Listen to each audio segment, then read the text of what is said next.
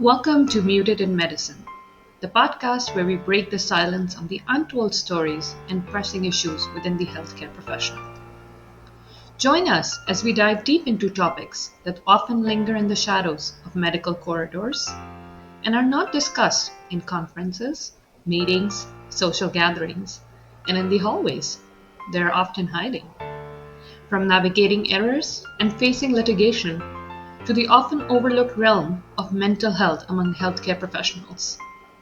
Through candid conversations and storytelling, we aim to amplify the voices and shed light on challenges that resonate across the medical landscape. So grab your stethoscope and a cup of coffee and tune in as we uncover the layers of complexity in the world of healthcare that are so muted yet so profoundly impactful.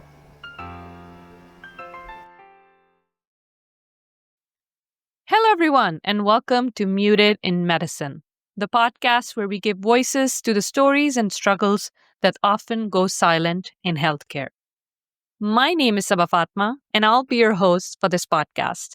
I'm a pediatrician with a passion for helping healthcare professionals facing secondary trauma at work in healthcare, which they're often unprepared to face. In today's episode, we're focusing on the experience of international medical graduates, or IMGs, in the U.S. medical system. While IMGs are essential to the healthcare workforce, their journeys are rarely discussed in depth. From navigating the complexities of the residency match process to overcoming systemic biases, IMGs face unique challenges that often remain silenced. In this conversation, we'll explore the do's and don'ts for IMGs, the emotional toll of being othered in a system that doesn't always make space, and the hurdles that come with being part of a workforce that is crucial but often overlooked. This episode is a reminder that when we bring these voices into the light, we don't just improve opportunities for IMGs, we strengthen the entire healthcare system for everyone involved. To discuss this with me today, we have Dr. Ali Rafiq. Dr. Ali Rafiq graduated from medical school in Pakistan. He completed his internal medicine residency training in the United States and is currently working as a hospitalist in the state of Kansas. His professional interests include patient safety, medical ethics, medical education, physician leadership, public policy, and a host of other things. He's a fellow of the American College of Physicians, a fellow of hospital medicine, and has received national recognition for his work within the Society of Hospital Medicine's Kansas chapter. Dr. Rafiq, welcome to the show. Thank you for having me. And I just want to get this out of the way. I feel so honored and privileged to be a returning guest on this amazing platform that you've built. Thank you. Thank you so much. And let's talk. Yeah, no, thank you for being here. And we ask everybody, you may remember, what is bringing you joy in medicine today, if it's changed from 8 months ago? It's pretty much similar. Again, the main joy still comes from making people feel better. So when they come to the hospital, they're really sick, they're feeling awful. And then most of the time when they're leaving the hospital, they're feeling a lot better than what they were when they came in. But I'd be transparent here as my career goes forward. I think the way I look at patient care has somewhat changed. Um, so when I was in residency training, I didn't want bad outcomes to happen to patients because I didn't want to look stupid. I didn't want to look incompetent. I wanted to make sure everyone saw me that I fit. Classic imposter syndrome, right? When I started my job as an attending, I didn't want bad outcomes on my patients because I didn't want to get in trouble. So lawsuits, peer reviews, yada, yada, yada. But now, sort of, as I'm going more into the mid-career phase, I don't want bad outcomes to happen to my patients because they're people. Because they're just people who are suffering, and it brings me joy when that suffering goes away. So I don't know if that really answers your question, but I just want to give you that perspective. Yeah, no, that's good to know. I think our connection with patients is one of the most important things in medicine right now, and something I guess you realize over time. So thank you for sharing that. Can you start by sharing your journey, you didn't do medical school here in the US? What inspired you to pursue medicine in the US as an IMG? Yeah, and I wish I could give you this really fantastical story of blood, sweat, and tears of swimming across oceans. I don't really know how to swim, so that wouldn't apply anyway. But it's kind of a boring story. So I went to med school in Pakistan. I graduated back in 2013, and most of my friends like around me were pursuing this path like way before me, and I was kind of just sort of not really thinking about it much. But I didn't start thinking about it after I graduated med school, so it was a little bit later in that phase. I got a lot of support and motivation from my seniors. I think they were the ones who kept telling me, no, it's not too late to start. So I started my intern year after graduating from med school. Of course, you have to do USMLE exams and your US clinical experience and all of that. So a regular day would be like going into the hospital as an intern, then coming back, locking myself up in the room, studying for that step one exam till I slept, wake up, go to the hospital, come back. And this all went on for 12 months. Of course, I had to eat as well because, you're human. And then, I studied for another month after my intern year was over, gave my step one exam to go a week's break, started studying for step two CK, 3 to 4 months, same, shut in the room, studying for hours. Once that was done, then, came to the US for, my US clinical experience, for my observerships, to give my step two CS exam. And then, applied for residency, came for the interviews, ended up matching. The main motivation, I mean, I don't know, I think it's different for everyone, but uh, things weren't so great at that time in Pakistan. There was a lot of violence going around. There was a lot of sectarian violence, there was terrorism, and it had just become the norm. And then, of course, as I said, people around me were a big inspiration, who were looking to this opportunity in the United States, and that was kind of a big push. The other thing was that when I kind of interacted with people who were there, it didn't look like things were very easy for them, even after graduating from medical school and residency. So the overall timeline of being in a comfortable place in your life appeared to be far longer than when I looked at some people, for some of my alumni who had come and graduated and settled down in the United States to do their residency training. So that was kind of a big motivation as well. Initially, of course, it was just more structured training, a better environment to learn, a safer environment, and those were kind of the big motivating factors. Yeah. And then you came here, I would say you matched. Did it live up to your expectations, or was it like a big cultural and professional shock, or it was exactly as advertised? Yeah, I don't really know. I was following a lot of advertisements. To be honest, Yeah. I didn't have a very clear understanding of what to expect as such. Yeah. I did know that it's just more structured training. It's a better environment. There's more opportunities for growth. It is, a lot more evidence based. And yes, there were a lot of professional and cultural challenges, I would say. And, that would be a whole different podcast. But sort of the first arrival to the United States, you come in. I think this was like a decade ago, so the details might be a little hazy over here, but it's not very uncommon. Kind of the situation that I went through, in which you come in and the very professional customs and border protection agent, greets you, takes your passport, and then asks you to follow him into this room, and with your passport in their possession. Mm. And again, they're professional. There was water in the room. There were a bunch of other people there as well, and there were lights, and there was no strip search or anything of that sort. It just, you have to sit there and wait for further questioning. Of course, at this time, you're completely disconnected from everyone because Wi-Fi wasn't really available and eSIMs weren't a thing. So there's no connection with family, with friends, and the timeline is kind of hazy as well. You don't really know when you'll be able to get out of there. But eventually the questioning happened, and just making sure it's a safe entry. And then eventually, you end up getting to the airport, getting your baggage, and then, getting to wherever you're staying. So that was kind of the first first experience. Yeah. And again, it wasn't something that was entirely unexpected, but let's just say it was a situation I had never been in before. I don't know what to call that room. Is it called a detention facility? Is it called a further examination place? I don't know, but a lot of people go through it, and it wasn't completely unexpected. And it was the first time it happened, but it was definitely not the last time it happened while coming in. The other thing was, I think, language was kind of a big thing. So context and background, right? So I grew up in Pakistan. It was a British colony before it gained independence in 1947. So a lot of our education system is based on the British education system, including the English language. Now, I've been involved in English debates and theater and all of that. So I felt I had a decent command on the language. Yeah.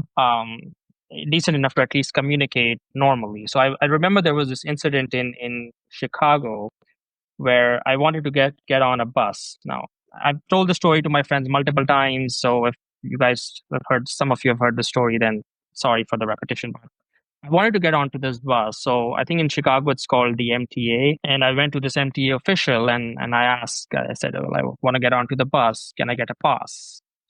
Normal question. There's nothing odd about it. Yeah. And she could not understand my question. I said, I need a pass to get on the bus. I need a bus pass. And it's she kept asking, what are you saying? What are you trying to do?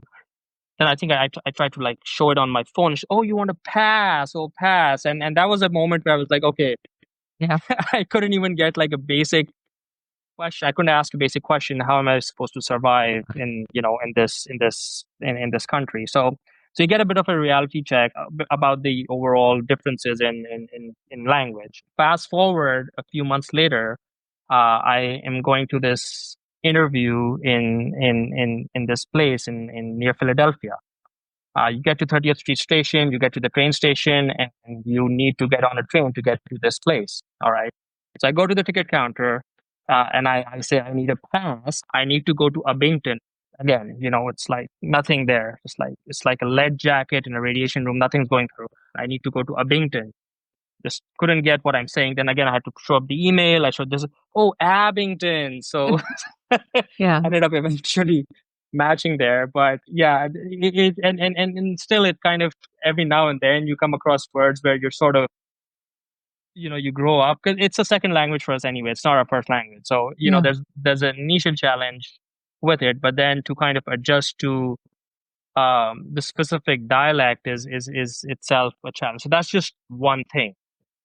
Um, then there are other little cultural things, like for example, in Pakistani culture, it's very odd to call someone by their first name if they're older than you. Yeah, it's a normal thing because, of course, if it's someone's name, how else are you supposed to call them? You're supposed to call them by their name. But even now, I find it extremely hard to call older than me by their first name, especially if it's like a 70, 80, 90-year-old patient.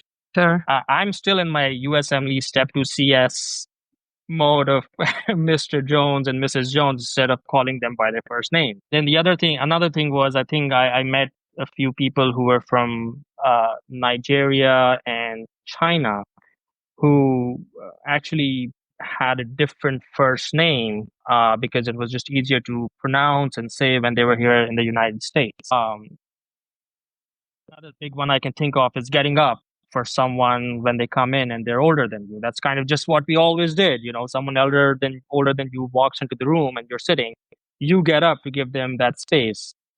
Yeah. I tried to do that first couple of times, and it was really, really awkward. Like, why are you getting up?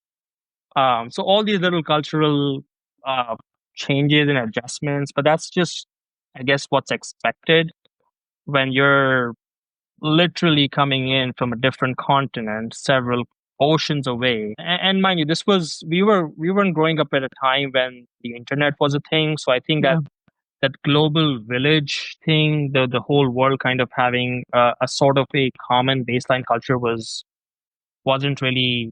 I mean, we would watch Hollywood movies, but I think when it comes to the nitty gritties of these little cultural things, it was very, very different. Smiling at someone when you make eye contact with them, it's something that you eventually learn and get used to because back in Pakistan, that wouldn't really be a thing either. So yeah, lots of adjustments, lots of challenges, but over time, I mean, you just adapt and you learn and you get used to it. Yeah, no, that was, I think, funny, but also probably stressful at the same time when it was happening, because you're trying to navigate this new system, and a lot of the IMGs when they come, they don't have their families or any support, nobody to go back home to kind of help them or get them through that bad day or whatever challenges that they've had. So definitely it's a big drastic change. How about applying for residency in the medical system? So do you think international medical graduates have a certain sort of disadvantage because they're competing against American medical graduates? And do you think the system puts them at a disadvantage, or they are by their education or where they're trained from or their capability, they are at a disadvantage? What do you think?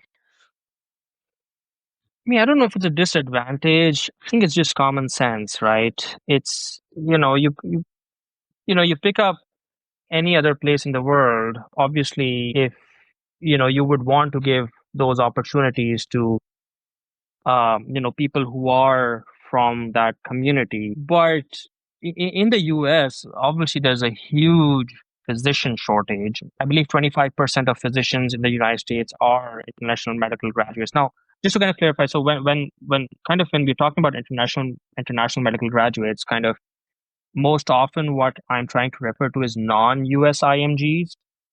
So these are people who are not United States citizens, so people who would need like a visa, or maybe some of them have a green card. Because when you use the word IMGs or international medical graduates, the Caribbean graduates would come under this definition as well. But I think that the most of our conversation would be around non-US IMGs. All right. Mm-hmm. So just a clarification point there. Okay. So yeah. So when we kind of talk about that, I think it's just common sense. But however, as I said, there 25% of physicians in the US are international medical graduates. There's a huge physician shortage as well. There's an aging population. So there's also the thing of demand and supply. So because there's a demand, hence, you do have international medical graduates coming in and matching in the US and progressing into very, very successful careers moving on. So, and then another fact is just from this year, rate, which is like how many applications went in and how many actually ended up matching through the NRMP for international medical graduates was 58%. So the odds are in your favor. Now, of course, for US grads, it's like 94, 96%, but that's kind of what's expected. I don't think there's a lot of difference in terms of capability or in terms of competence, because both American grads and international medical graduates have both gone through medical school. They've given similar examinations. Um, but I think as a system, as a policy, it just makes sense to give. So if you have a US grad and an international medical graduate with exactly the same credentials, obviously the preference would be for the US grad because it is the United States, right? And that US grad is equally competent, is equally hardworking, probably also has hundreds and thousands of dollars of debt. So it would not really make sense to give that opportunity to someone, from abroad. Having said that, the odds are in the favor for international medical graduates because 58% match rate, 25% of physicians in the US being IMGs, and a huge shortage of physicians over here. Right. Yeah. And I understand when you say that, but I think just from the IMG perspective, it's kind of tough because I remember when I went to interview for residency in some of really big hospitals, it sounded like they had almost like a quota system for IMGs. So it was not that they were not matching. It was not like a equal competition, I would say. And what they told me was that they basically, if they have 50 residents, they only have one or two seats for IMGs. So, it's almost competing, even if you're the most competent person in the world, you're almost competing against an impossible standard. And there was somebody who told me actually that no matter what you do, like you could be the most competent person in the world and you can match into this hospital just because of the fact that you're an IMG. So, I mean, it's kind of disappointing. And I know over time, though, people have broken those barriers and they have like by their, I don't know, by their persistence, hard work, and doing great things across those lines. But yes, it does sound a little bit unfair when you think from the perspective of an IMG. Yeah, I agree. It does sound unfair because, when you're kind of going into a system, you would want to think and believe that there's this even playing field and everyone's starting from that starting line the Right, same, right? It's right. just like you're thinking like of a sprint or a race or a marathon, you're everyone starting on the starting line the same, but Hmm. that's not how things work because Yeah, again, demand and supply. So whatever, you have this big hospital that has, as you said, 50 residency spots, and they have 100 local US graduates who are very competent as well, yeah, vying for those spots. It would be harder for that international medical graduates to get that spot, and perhaps yes, they might have to do twice, thrice, four times more to get the same spot as a US grad. But that again, demand, supply, common sense, a lot of that goes into work. If you have a residency program that has 10 spots, and you don't have this large pool of US grads who are vying for those 10 spots, then yes, the opportunity and the odds would be higher for those international medical graduates to get one of those spots. I think a lot of this just has to do with demand, supply, and common sense. But yes, from an international medical graduate standpoint, I understand that it is the uncertainty and the lens. It looks a lot different because again, think about it. So you're literally in the other part of the world. You're putting in all those resources, all this effort, uh, but when you kind of see that a person of similar competence or even a less decorated CV as yours gets a spot that you had been vying for, then it might seem unfair. But I think more than unfair, it's just a demand supply thing, as it is in many other things. yeah. And so, what are some of the things that the international medical graduates can do to increase their chances of matching into residency program? And what are some of the do's and don'ts that you think?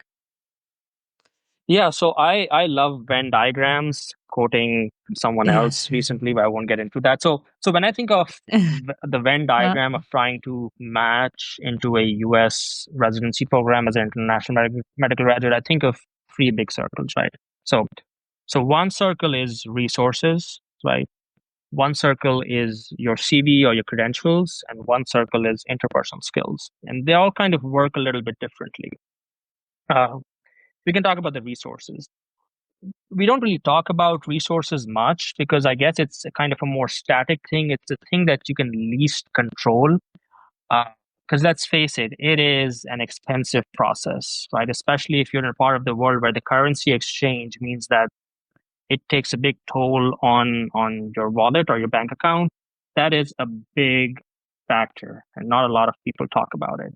And it's a finite factor. And again, it's something that is usually out of your control because if you're just in like med school or graduate from med school, you haven't really even entered the professional space yet to make that work for you. So a lot of times you're relying on someone else, you're relying on a parent or some other source to have those resources. The other resource is time. Not everyone really has the time to uh, study as much as it's required for these USMLE exams. The amount of time required to come to the US for that US, clinical experience. The amount of time required to get into the interview process, to interview on in these various programs. So time and money, resources, kind of a big circle in that Venn diagram.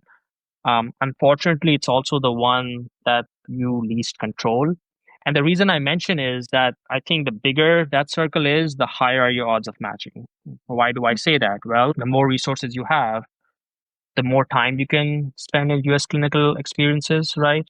The easier it's for you to travel, the more repeated attempts you can have in going into the math cycle, the more programs you can apply in. So again, bigger, more resources, higher odds of matching. But again, unfortunately, that's something that might be out of your control, and it's a very finite thing to talk about. So that's circle number one. The second circle is your credentials. That's all the stuff you put in your CV, right? So your USMLE scores. I know step one Yeah. is just pass or fail now, but it's your step two CK score, all the research that you do, any volunteer experiences that you have, and a lot of effort in that CV and kind of decorating that CV. So the bigger that CV is, the better is your your USMLE performance. The better is your US clinical experience. The more research you've done in whatever relevant field you're applying to, all that increases that circle and increases your odds of matching. And the third is interpersonal skills. So interpersonal skills would involve communication skills. So how you communicate, if you can get into a bus or a train or not, um, and and how you are generally as a person. Are you a kind person? Are you a person that someone would actually want to work with?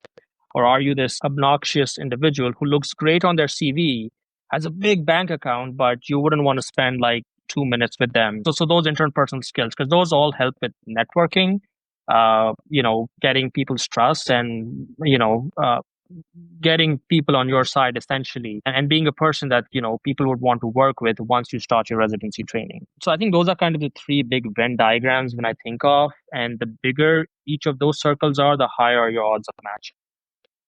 Yeah. What are some of the mistakes that people commonly make, you think?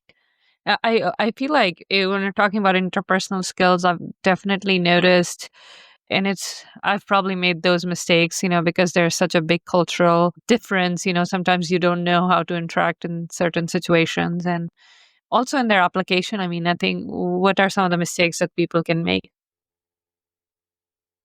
Yeah, I mean, there are so many things, so many mistakes that people can make in general, right? Mhm. So I mean, a basic thing would be just like formatting in your CV. So when you're preparing your ERAS CV, make sure you don't have spelling mistakes, and you don't have just overall s- sentence formation, all of that. I think all of that matters. It just shows the amount of attention you pay to detail. So that would be a major one as well. When it comes to interpersonal skills, I think just your overall communication should always be professional. I think that's really important. If you're reaching someone out for an opportunity for an observership or elective, you know, the more personalized that message is in the form of an email, the better it is. I remember receiving this request from this one person. I don't know if it was an email or it was like on social media, but they got my name wrong at the top. Uh, which and the name of the person that they took was someone who I knew because they worked in the same hospital that I did. So I kind of understood, okay, they're kind of copying the same message to me, which is fine because the content is the same, but at least change the name. So I think that's important. And then, in general, when you're kind of interacting with people, people like being around kind people, at least kind people like being around kind people. So just the overall etiquettes are important. Being punctual is important. All these little things, again, when you want to be with someone, or you're more favorable if this is someone who you would want to work with over the next 3, 4, 6 years, depending on like how long your residency training is. So I think that's the important part of the interpersonal skills. And other than that is just the usual stuff that everyone really talks about. Doing well on your USMLEs, doing as much research as you could, having those publications, having a good story, having some volunteer experiences is important as well. So yeah, it's not really just about one or two things. It's just the whole complete package that you need to present that increases the odds of you matching into a residency program. Right. Yeah. And I interview people who match into residencies. So I know, like, there's, when you look at the other applications of American graduates, there's definitely a lot of volunteer work. I think it matters if you've had clinical experience in the US. So definitely when you talked about time and resources, that's a big thing. But if you could do that, that matters. And then a lot of it matters on how you present yourself, right? You got to be your natural self. I think one of the mistakes that I see people make is a lot of times they're giving a lot of rehearsed answers. And I know when I was preparing for interviews, because there was a list of questions and I had kind of those rehearsed answers, and so I was giving them, and that comes off really wrong because it doesn't appear as genuine, I think. And that's some of the things. I think you got to be yourself. What do you think about that? I think that was one of the big things that I noticed, that you weren't appearing as your genuine self when you came to interview as Yeah, well. yeah. Couple of points about that. So I think the rehearsed answers comes from maybe a lot of coaching that might happen. Yeah. And also it's kind of the language thing, right? So you Yeah. are conversing in a second language. So it's kind of harder because for a lot of people, it's so let's say if their primary language is whatever, Hindi, Punjabi, Urdu, Yeah. when you're trying to answer those questions, kind of at a almost like at a quantum level, Hmm. you are saying that in your native language, translating it into English, and then speaking it out. And that happens for a lot of people. So I think the rehearsal comes a lot from that aspect. But again, I completely agree with your point that it's important to be genuine and it's important to be yourself. Um, the second point was again this man. I feel embarrassed sharing this, but I remember when I was in my like the residency application cycle. Of course, we're carrying these U.S. numbers, and they come with voicemails. So I had, I don't know, I guess my experiences from my previous experiences kind of shaped this perspective in me that I ended up recording this extremely obnoxious, fake, accented voicemail on my number. I don't know when, and I guess I didn't realize it when I was recording it. I realized it like at the end of the interview trail Right. when I heard it from by someone else's phone. I was like, oh my God, like who is this? Who would want to spend time with this person? There's no wonder no one ever left me a voicemail. Yeah. Because it was in this extremely fake kind of Yeah. this action that I had kind of trying to develop. Yeah. Um, so yeah, I just extremely important. Just be yourself. Just be who you are. Yeah. And people would want to work with someone who's kind, who's easy to get along, and those are things that are extremely important. These are things that are outside of your CV. Yeah. So when you are in that your US clinical experience rotation, when you are on the interview trail, that's those are things that have a lot of value. Yeah. I think how you show yourself as a person can stand out because a lot of applications are, sitting at the same standard. So that interview really matters. And any mistakes when people write their personal statements that you can think of? I would say, yeah, there's so many AI and grammar software that would just run it at least through, a grammar check. But some people do read personal statements. So something that you would want to talk about. Yeah, your personal statement is personal, right? That's why it's called a personal statement. If Yeah. it wasn't like all professional, it would also be called a personal story. So it's your story. Right. You can't ask someone, anyone else's input is important. I think once you write your personal statement, you can get it reviewed by other people, get their feedback, see how you can improve it. But it Right. has to be personal, and the more personal it is, the more uh, the better would the reader understand who this person really is. If it's just a generic thing that if you put it on Google, you're going to find this template, then that's not really going to work. You would know this better in terms of how important the personal statement is in residency applications. Um, but I would think that's probably one thing that is hard to get wrong if you're truly genuine and if you're truly telling your personal story. Talking about, I think once you matched, you've gone through all that process, and once you're into residency, it's a big difference in the medical system coming from another country to the US. I think that's a big transition for a lot of people. And sometimes which programs, I mean, I don't think they appreciate it because it's harder work for them to get these people adjusted, even though they're willing to do the hard work. Did you experience imposter syndrome or burnout, during that process, and how do you cope with that? Yeah, I mean, imposter syndrome was sort of my second name. Yeah. I'd rather go around being called Doctor Imposter Syndrome than my Yeah. original name. Yeah. And I kind Yeah. of briefly talked about that in the introduction as well. Yeah. I didn't want, although I was just an intern and then a Yeah. resident, I didn't want bad things to happen to my patients because that would reflect badly on me. Yeah. It's because of my incompetence. It's because I have this knowledge gap. It's because I missed out on this thing. Right. So that's something that you kind of battle with. That's like a whole different battle that you're dealing with in addition to being away from family, lack of exercise, having kind of a different diet, adjusting to whatever food is available, to you. Because again, that the culinary thing is like a whole separate ordeal as well, right? Because you're just eating different food than what you have throughout Yeah. your life. Um, so yeah, all those challenges are definitely there. Getting used to the EMR, depending on kind of whatever your background is, and just the challenge that no, you've already gone through so many filters. Kind of if you take a step back, so you started school, and every year you went into a new class, and you went into high school, and you went into medical school, and medical school itself was so grueling, and then you went for all these USMLE examinations, and then traveled continents and had to work on your interpersonal skills, communication, your second language.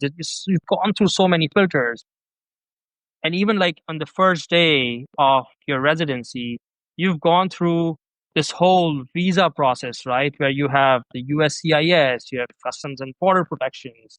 So all those background checks, and you reach that stage. And even at that stage, when you're starting off on your first day, you still have this feeling that, okay, you know what, I still have to prove myself. And I think that's something that's very, very prevalent amongst international medical graduates. I've seen a lot of in my IMG friends as well. And I think over time it gets better when you start seeing results, when you start seeing that the recognition you get, and when you start seeing that you're as good as anyone else in the whole world. In fact, you're the top of the top. So I think those things eventually get better. Yeah. But it's just a flicker of that still kind of remains within your conscience somewhere, kind of in that deep dark night. It kind of just whispers that imposter syndrome that what, you will have that door being knocked at some point. But those voices do get muffled over time. I would say it just gets better with time. Yeah. You think that still holds to today? Like now that you've been out of residency for so many years, like it's still there that you're comparing yourself to other people who did medical school here? Yeah, not anymore. I mean, I think it's just something that gets better with time. It's just something that all of us have different timelines. Maybe for some people it just goes away in a week. Maybe for other Mm-hmm. people it takes like 3 years of residency training. Maybe Mm-hmm. for others it's like a decade. Maybe for others it's like a whole lifetime. I don't know. Everyone's different. I don't think I can speak for everyone. But Mm-hmm. personally, yeah, it's more like a scar, I would say, than an active voice at this point. Yeah, Yeah. yeah.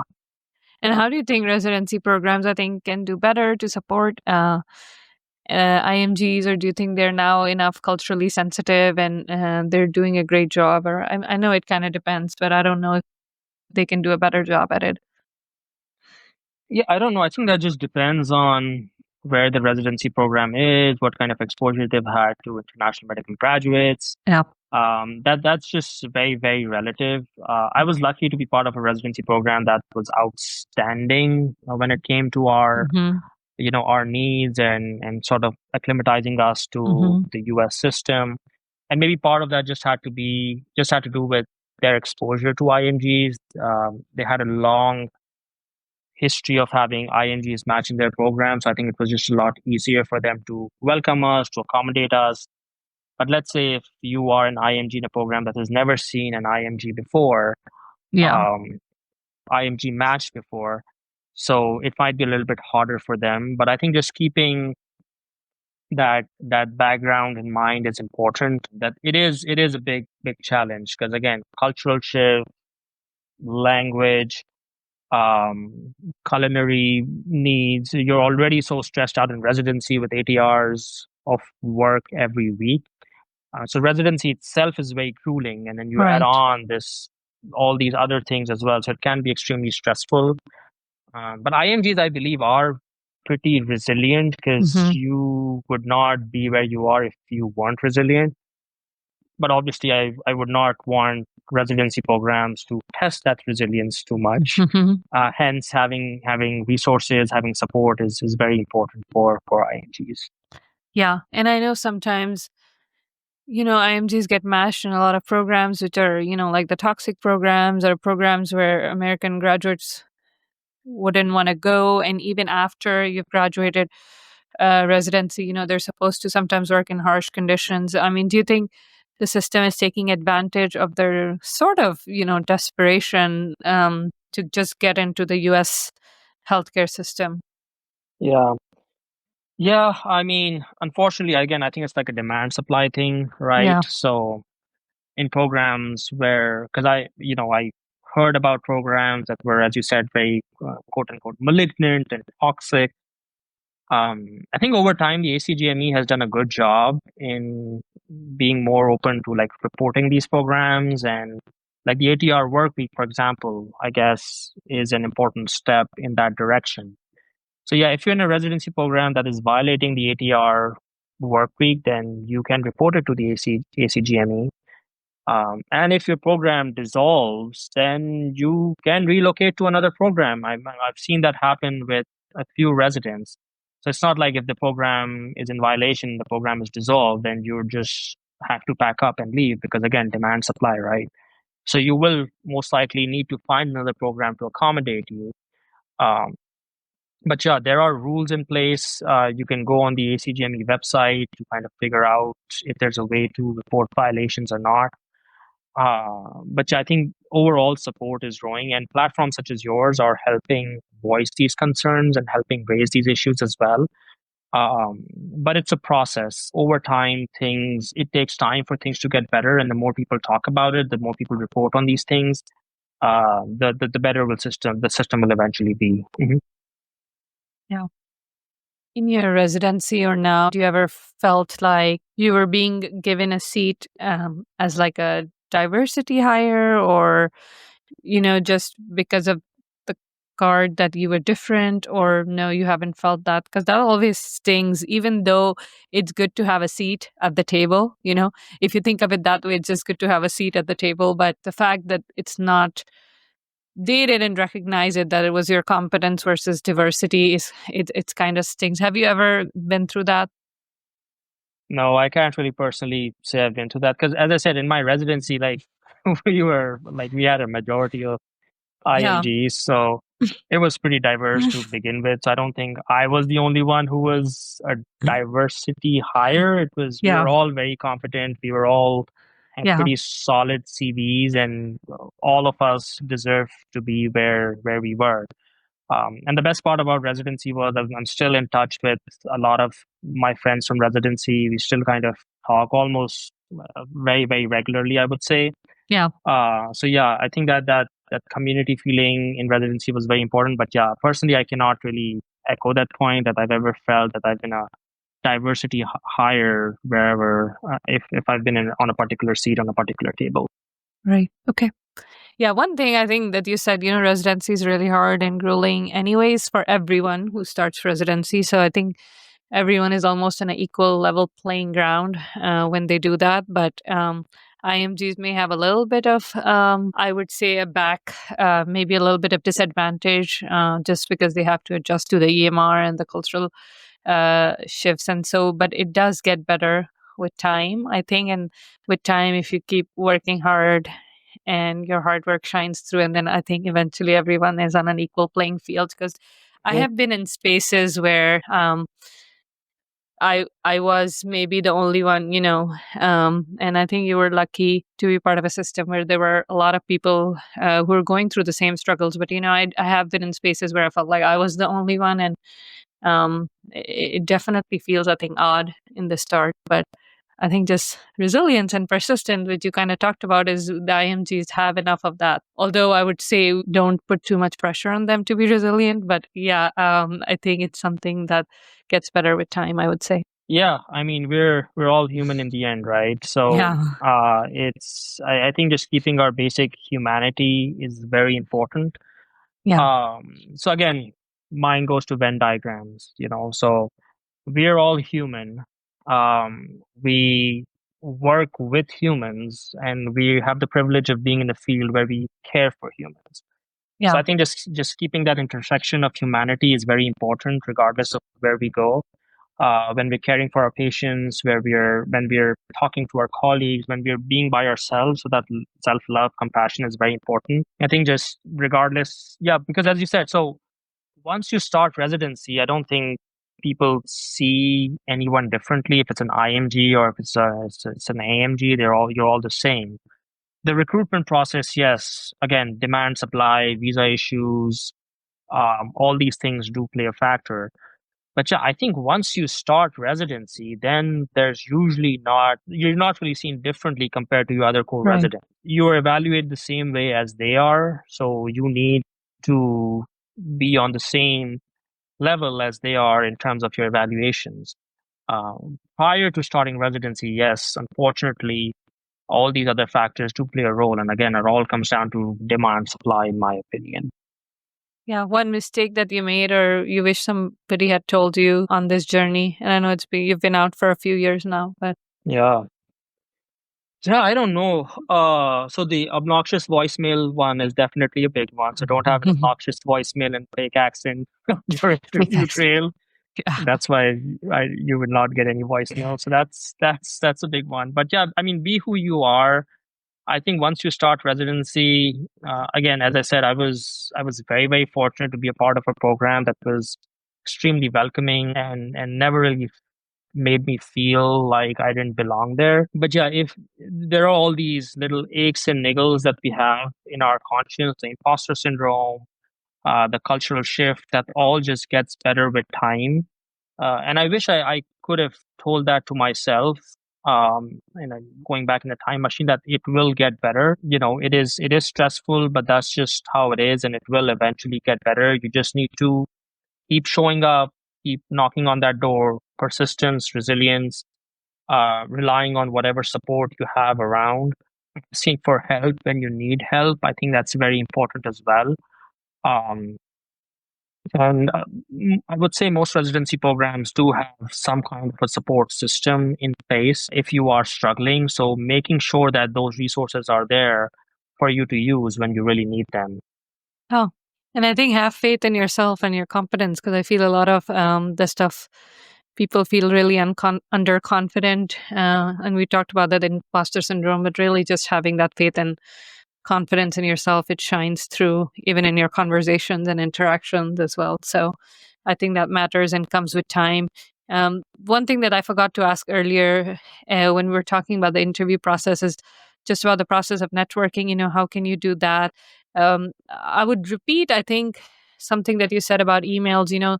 I think when you're interviewing and getting to know people, signaling helps. So emailing people and talking to people helps. But again, you have to be really careful about changing the names and writing personalized emails and just remembering that's really important. But how important is networking? And do you have any good tips on how to do that without being too pushy? I think, because I think sometimes people are pushy.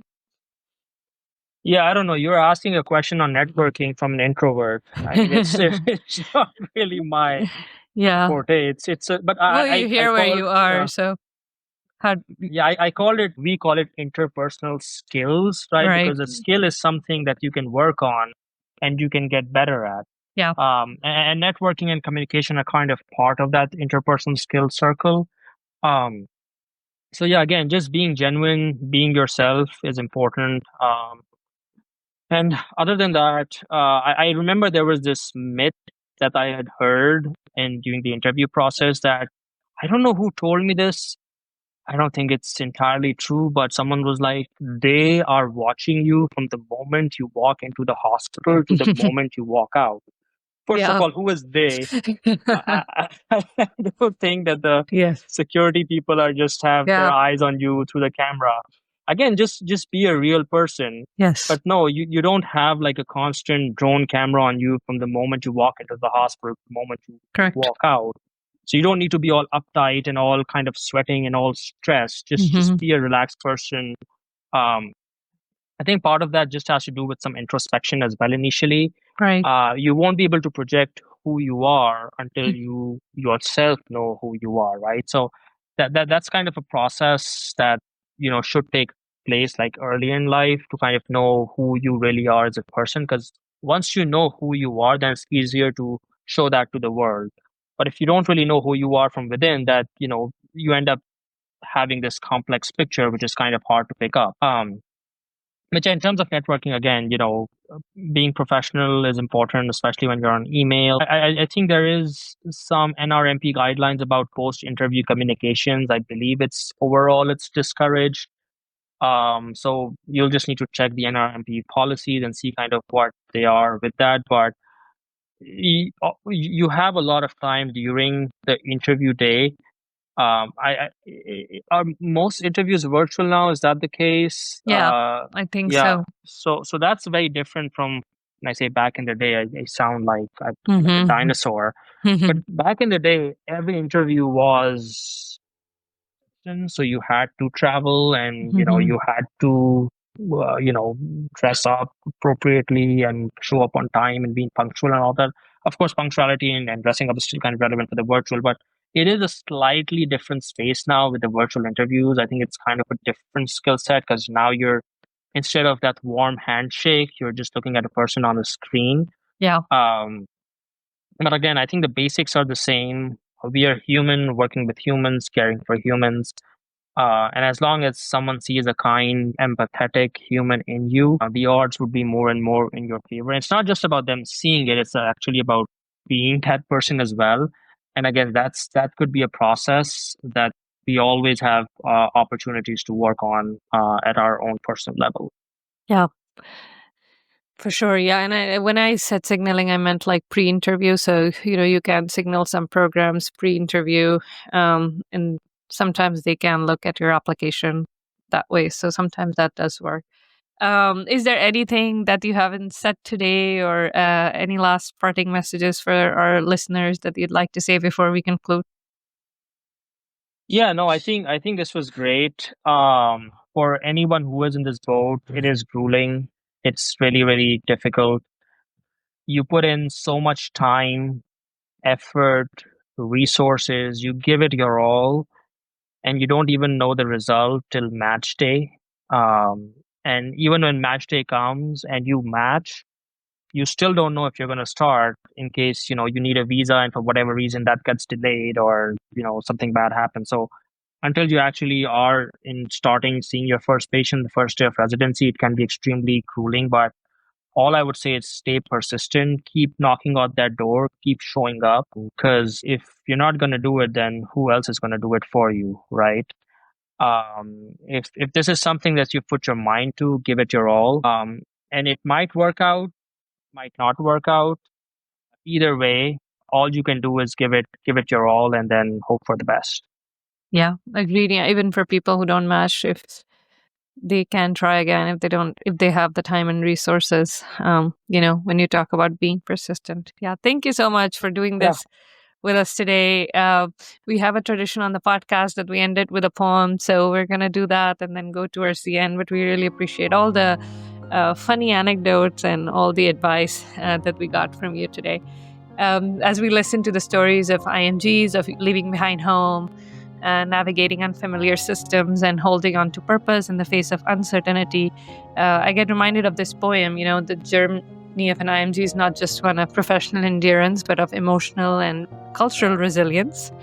And for so many, the strength to keep going, to trust themselves when others may doubt, and to stay rooted in their values is what ultimately carries them through. And the poem is called If by Rudyard Kipling. If you can keep your head when all about you are losing theirs and blaming it on you, if you can trust yourself when all men doubt you, but make allowance for their doubting too, if you can wait and not be tired by waiting or being lied about, don't deal in lies, or being hated, don't give way to hating, and yet don't look too good nor talk too wise.